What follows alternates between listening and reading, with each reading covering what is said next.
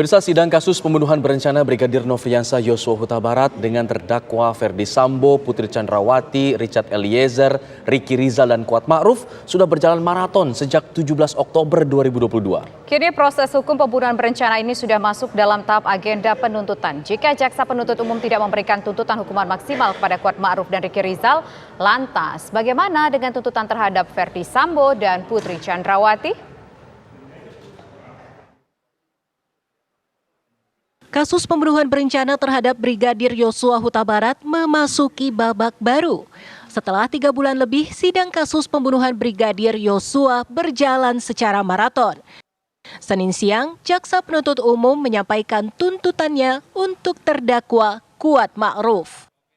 Sopir keluarga Ferdi Sambo itu dituntut 8 tahun penjara. Jaksa meyakini Kuat bersama-sama Ferdi Sambo dan terdakwa lainnya melakukan pembunuhan berencana Brigadir Nofriansah Yosua Huta Barat. Supaya Majelis Hakim Pengadilan Negeri Jakarta Selatan yang memeriksa dan mengadili perkara ini memutuskan: 1. Menyatakan terdakwa Kuat Ma'ruf terbukti bersalah melakukan tindak pidana turut serta merampas nyawa orang lain yang direncanakan terlebih dahulu, sebagaimana diatur dan diancam dalam dakwaan pasal 340 KUHP junto pasal 55 ayat 1 ke 1 KUHP. Menjatuhkan pidana terhadap terdakwa Kuat Ma'ruf dengan pidana penjara selama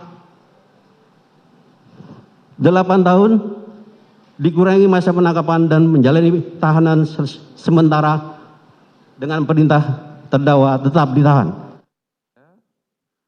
Jaksa mengatakan hal memberatkan Kuat Ma'ruf adalah perbuatannya yang menghilangkan nyawa Brigadir Yosua, berbelit-belit dan tidak menyesali perbuatannya. Sementara hal yang meringankan adalah Kuat sopan di persidangan, belum pernah dihukum dan hanya mengikuti kehendak jahat pelaku lain. Jika tuntutan terhadap Kuat Ma'ruf 8 tahun penjara, lantas bagaimana dengan tuntutan terhadap Ferdi Sambo dan Putri Chandrawati? Lalu bagaimana pula tuntutan terhadap Richard Eliezer yang menjadi justice kolaborator? Dari Jakarta, tim TV One mengabarkan. Ricky Rizal dituntut 8 tahun penjara dalam kasus pembunuhan berencana Brigadir Yosua Huta Barat. Jaksa menyimpulkan bahwa tindakan Ricky Rizal ini telah memenuhi unsur pidana dalam pasal 340 KUHP. Menjatuhkan pidana terhadap terdakwa Ricky Rizal Wibowo dengan pidana penjara selama 8 tahun dikurangi selama terdakwa menjalani tahanan sementara dengan perintah terdakwa tetap ditahan.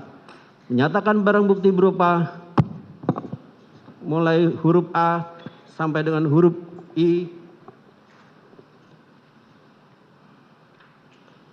dikembalikan kepada JPU untuk dipergunakan dalam perkara atas nama terdakwa Ferdi Sambo SH SIK MH. 4. Menetapkan supaya terdakwa dibebani membayar biaya perkara sebesar Rp5.000. Ya, jika tuntutan terhadap Kuat Ma'ruf dan Ricky Rizal ini 8 tahun penjara, pertanyaannya bagaimana dengan tuntutan terhadap Sambo dan juga Putri? Ya, bagaimana pula tuntutan terhadap Richard Eliezer yang menjadi justice kolaborator, pemirsa? Untuk membahasnya saat ini telah bergabung bersama kami ada sejumlah narasumber, yaitu ada mantan Hakim Agung Profesor Gayus Lumbun, kemudian juga ada pakar hukum pidana Profesor Hipnu Nugroho dan juga ada kuasa hukum keluarga Yosua Bang Martin Lukas Simanjuntak.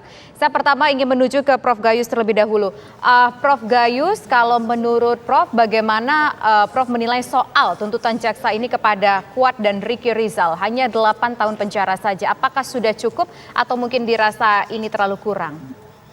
Ya, tentu kita akan memikirkan atau berdasarkan kepada unsur-unsur yang ada kemudian dari dakwaan kemudian menjadi tuntutan. Jadi awali dengan penyidikan yang terakhir di proses penyidik itu. Tentu harapan masyarakat bisa berbeda dengan apa yang disampaikan oleh para penegak hukum yang ada di pengadilan ya, dengan berbagai macam hal yang diungkapkan dan ditemukan di sana. Kalau saya memulai pandangan sama di pasal 340 yang menyatakan bahwa barang siapa sengaja dan dengan rencana lebih dahulu merampas nyawa orang lain. Di sini kalau saya kaitkan dengan contohnya pasal 55 itu terdiri dari 3 kelompok, yaitu mereka yang melakukan, yang pertama menyuruh melakukan, dan yang turut serta melakukan. Ada 3 kelompok di sini. Nah, 3 kelompok inilah yang membedakan peran masing-masing pada peristiwa kejahatan yang bernama pembunuhan berencana ini. Sehingga oleh karena itu pandangan jaksa tentu mempunyai pandangan yang terfokus ya sebagai penegak hukum membela masyarakat.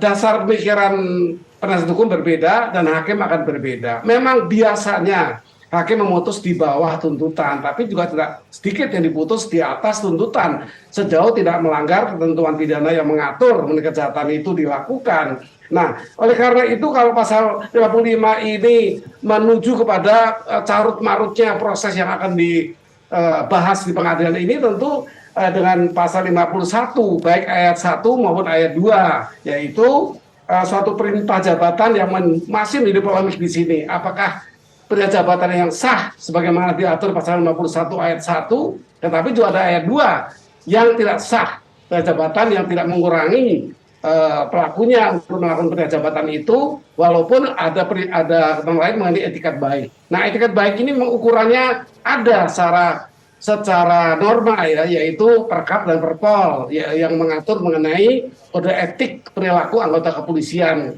Seperti itu pandangan saya. Nanti akan menjadi luas sekali bahasanya, tapi dasarnya adalah itu. Baik, saya ingin ke Bang Martin untuk menanggapi juga. Bang Martin, dengan melihat 2 orang terdakwa ini kena tuntutan 8 tahun, apakah Bang Martin optimis untuk Sambo dan Putri akan mendapatkan tuntutan yang lebih lama dibandingkan keduanya? Jadi sebelum saya jawab itu ya, saya mau menegaskan dulu bahwa sesuai prediksi dan juga dugaan dan analisis kami bahwa jaksa yakin perbuatan yang dilakukan oleh para terdakwa ini adalah pasal 340 ya, dan bukan pasal 338. Nah, oleh karena itu seluruh asumsi ataupun pernyataan orang per orang yang mengatakan bahwa Putri dan Ferdi Sambo bisa bebas itu sudah gugur. Dan kami tidak perlu menanggapi lagi hal tersebut. Nah, yang kedua, mengenai tuntutan ya, saya melihat bahwa jaksa ini sudah objektif dalam menentukan pasal untuk penuntut. Nah, namun apakah sudah objektif juga mewakili rasa keadilan bagi keluarga korban dan juga masyarakat yang sudah sangat gerah ya dengan perilaku para terdakwa ini, baik dalam melakukan pembunuhan dan juga melakukan obstruction of justice. Saya kok melihat kalau kita kaitkan dengan rencana tuntutan nanti Ferdi Sambo dan Putri, menurut saya dalam hal ini ya, ini mohon maaf ya, jaksa kurang mewakili gitu ya. Karena kenapa? Kuatmaruf dan Ricky ini hanya dituntut 8 tahun penjara, padahal tuntutannya adalah primer, pasal 340. Nah, kalau kita kaji apa sih pasal 340 ini, kan pasal yang dengan sengaja ya, dan dengan rencana terlebih dahulu merampas nyawa orang lain, di mana nyawa orang lain itu sebenarnya hak absolut milik Tuhan. Jadi dalam hal ini mereka melakukan pembunuhan secara ilegal dan dengan rencana dan dengan sengaja. Nah, kalau ini hanya dituntut 8 tahun ya, tidak sama seperti orang-orang yang membunuh hakim di Medan, dituntut hukuman mati dan divonis mati dan dituntut seumur hidup dan divonis seumur hidup.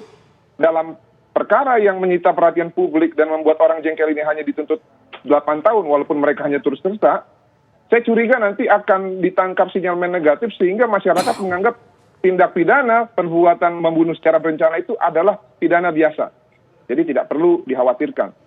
Nah, ini yang bahaya, Mas Alfat dan Mbak Tisa. Saya tidak mau negara kita nanti jadi killing field gitu ya. Dikit-dikit ada masalah, penyelesaian adalah bunuh-membunuh. Jangan sampai seperti itu. Oleh karena itu, saya berharap ya, mudah-mudahan hal yang sama tidak terulang pada tuntutan Ferdi Sambo dan Putri Candrawati nanti.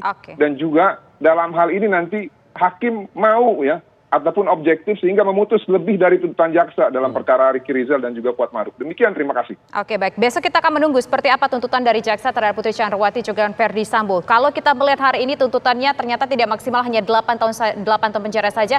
Bagaimana pula prediksinya untuk tuntutan besok? Apakah kira-kira juga tuntutannya tidaklah maksimal seperti yang dikhawatirkan oleh kuasa hukum dari keluarga korban? Nanti akan coba kita jawab dan kita bedah bersama dengan Prof. Hipnu, tapi usai jeda berikut. Kami kembali sesaat lagi. Thank you.